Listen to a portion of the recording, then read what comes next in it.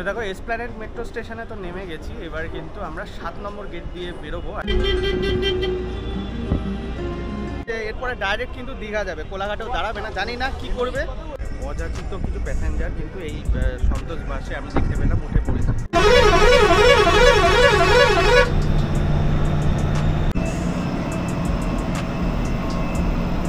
তো good evening বন্ধুরা, আরও একটা নতুন দিন আর আরও একটা নতুন জার্নিতে তোমাদের সকলকে স্বাগত।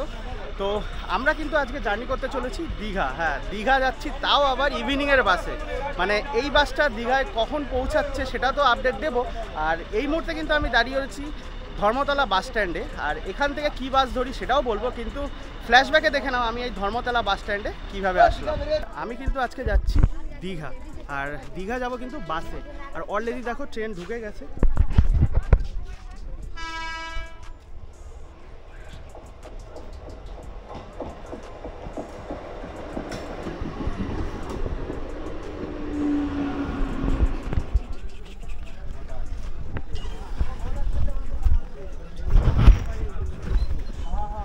তো দেখো দমদমে তো নেমে গেছি, আর দমদম থেকে কিন্তু মেট্রো ধরে এবার যাব ধর্মতলা, আর ধর্মতলা থেকে কিন্তু আমাদের বাস রয়েছে।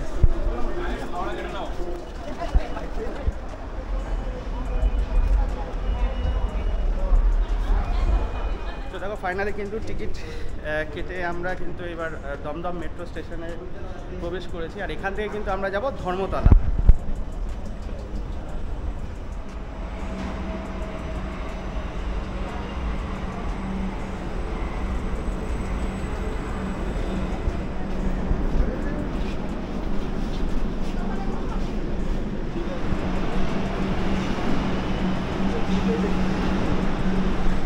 এসপ্ল্যানেড মেট্রো স্টেশনে তো নেমে গেছি, এবার কিন্তু আমরা 7 নম্বর গেট দিয়ে বেরোবো, আর 7 নম্বর গেট দিয়েই কিন্তু ধর্মতলা যে মেন বাস স্ট্যান্ড সেখানে পৌঁছে যাব। তো তোমরাও কিন্তু 7 নম্বর গেট দিয়ে বেরোবে।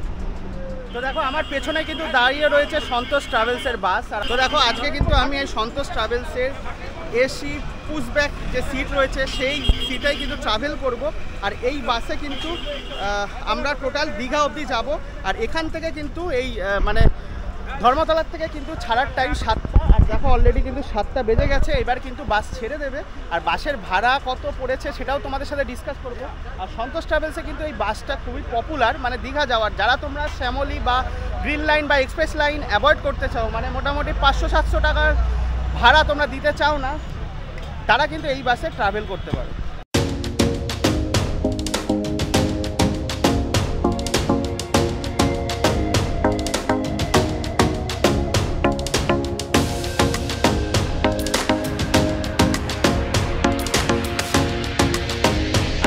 একটা কথা বলে দিই, দেখো তোমরা কিন্তু ডাইরেক্ট ধর্মতলায় এসে যদি এই বাসটা বুক করো তাহলে কিন্তু তোমাদের প্রাইসটা অনেক কম পড়বে। যদিও এই সন্তোষ ট্রাভেলসের বাস কিন্তু রেড বাসেও তোমরা বুক করে নিতে পারো। আর এই দাদা বললেন কি এই বাসটা ছেড়ে মানে মোটামুটি 7টায় ছেড়ে কিন্তু হাওড়ায় গিয়ে আবার কিছুক্ষণ দাঁড়িয়ে আবার হাওড়ার থেকে কিন্তু 8টায় ছাড়বে, আর তারপরে কিন্তু ডাইরেক্ট দীঘা যাবে। আর দীঘায় কিন্তু এই দাদা যেটা বললেন টাইমিং 11:30। এবার দেখা যাক আলটিমেটলি এই বাসটা কখন পৌঁছে। দেখো আমার পেছনেই কিন্তু দাঁড়িয়ে রয়েছে, এবার কিন্তু ছেড়ে দেবে। তো চলো ভেতরে উঠে পড়ি, ইন্টেরিয়রটা তোমাদের দেখিয়ে দিই। আর তোমাদের আরও একটা কথা বলে দিই, এই 7 নম্বর গেট দিয়ে বেরিয়েই কিন্তু দীঘার বাস পরপর লাইন দিয়ে থাকবে। সেখান থেকে কিন্তু তোমরা ডাইরেক্ট এসে সন্তোষ ট্রাভেলসের যে বাস রয়েছে সেখানে এসে কিন্তু বুক করে নিতে পারবে।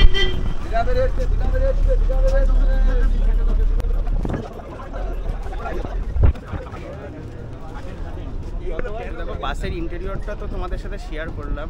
3x2 সিট রয়েছে, আর পুশ ব্যাক সিট রয়েছে কিন্তু। আর দেখো এখানে কিন্তু এসি কমানো বাড়ানো করতে পারবে। আর এই হচ্ছে ইন্টেরিয়র। আর আমার সিট রয়েছে কিন্তু 37 আর 36, এই দুটো সিট রয়েছে। দেখো ধর্মতলার থেকে কিন্তু বাস 7টায় ছেড়েছে, মোটামুটি টাইমেই ছেড়েছে। আর আমি কিন্তু এখন ভেতর থেকে কেবিনে চলে এসেছি, আর তোমাদের সাথে হাওড়া ব্রিজটা শেয়ার করব বলে। আর এখন দেখো ঘড়িতে বাজে কিন্তু 7:17, আর আমরা কিন্তু এখন প্রায় হাওড়া ব্রিজের সামনে চলে এসেছি।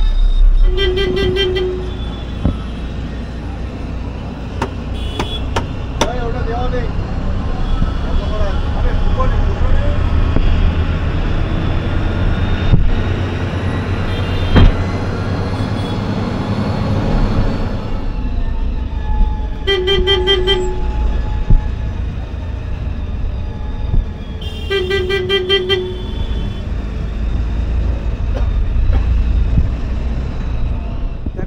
টাইম আপডেট দিয়ে দিই, 7:41 বাজে।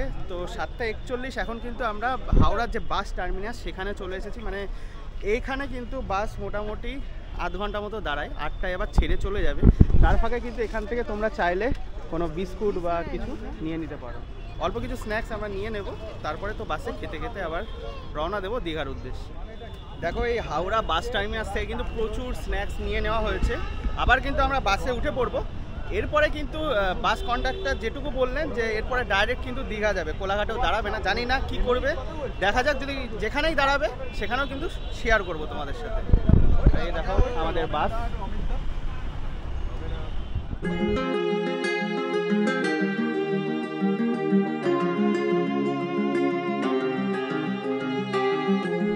দেখো হাওড়া ছাড়ার পর কিন্তু এই বাসে কিছু মানে প্যাসেঞ্জার উঠেছে যারা কিন্তু মানে সিট নেয়নি। মানে এরকম কিন্তু হতে পারে যে মানে অযাচিত কিছু প্যাসেঞ্জার কিন্তু এই সন্তোষ বাসে আমি দেখতে পেলাম উঠে পড়েছে, যারা কিন্তু অল্প টাকা মানে অল্প টিকিট ফেয়ার দিয়ে কিন্তু জার্নি করবে। তো তোমরা কিন্তু নির্দিষ্ট মানে যে সিট রয়েছে সেই সিট ছেড়ো না, কারণ কেউ হয়তো বসে যেতে পারে। আর এই মুহূর্তে কিন্তু দেখো হাওড়া স্টেশন আমরা ক্রস করছি।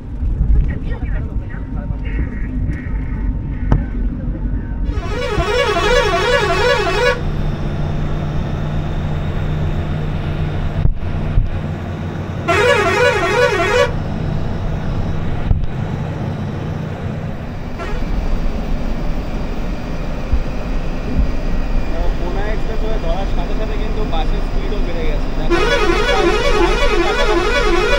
দেখো আমরা কিন্তু বাগনান ঢুকছি আর বাস কিন্তু একদম টপ স্পিডে চলছে। দেখো প্রায় 90 ছুঁই ছুঁই।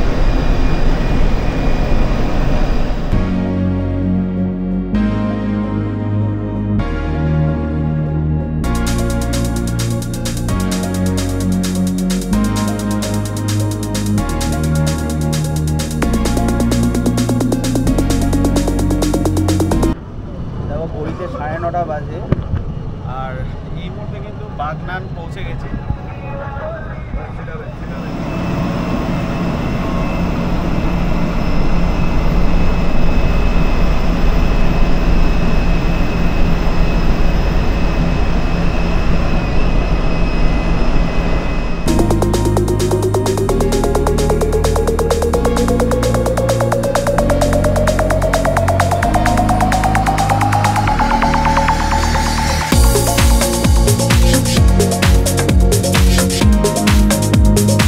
ঘড়িতে বাজে 12:21 আর আমরা কিন্তু পৌঁছে গেছি ওল্ড দীঘা। এই যে পেট্রোল পাম্প, আর বাস আমাদের নামিয়ে দিল।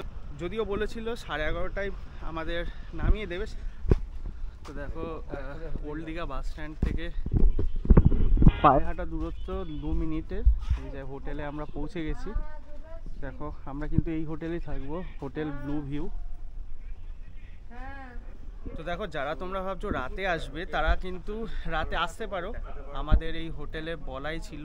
সেই কারণে কিন্তু রাত 12:10 বাজে গেট দাদারা খুলে দেবে, তারপরে তো আমরা হোটেল রুমে ঢুকে যাব। আর এখান থেকে কিন্তু সামনেই, একদম সামনে, মানে পায়ে হাঁটা দূরত্ব বলতে এখান থেকে সমুদ্র দেখাই যাচ্ছে। তো সেই কারণে কিন্তু একদম সি ভিউ হোটেল বলা যেতে পারে এই হোটেলটা।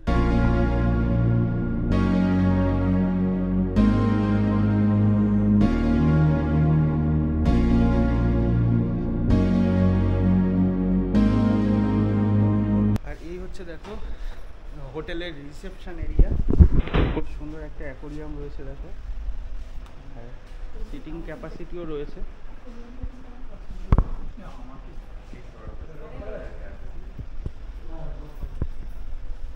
তো দেখো ফাইনালি আমরা হোটেলে চলে এসেছি আর সেকেন্ড ফ্লোরে এসেই দেখো খুব সুন্দর কিন্তু এই হোটেলের ব্যবস্থা রয়েছে। আমরা কিন্তু 33 নম্বর রুমে আপাতত রয়েছি। আর এই দেখো রুম, খুব সুন্দর কিন্তু ওয়েল ডেকোরেটেড। একটা ওয়ারড্রপ রয়েছে দেখো, তার সাথে কিন্তু একটা কিং সাইজ বেড রয়েছে, তার পাশেও কিন্তু একটা বেড দেওয়া রয়েছে। আর এই হচ্ছে একটা এসি, টিভি রয়েছে, ইন্টারকম রয়েছে,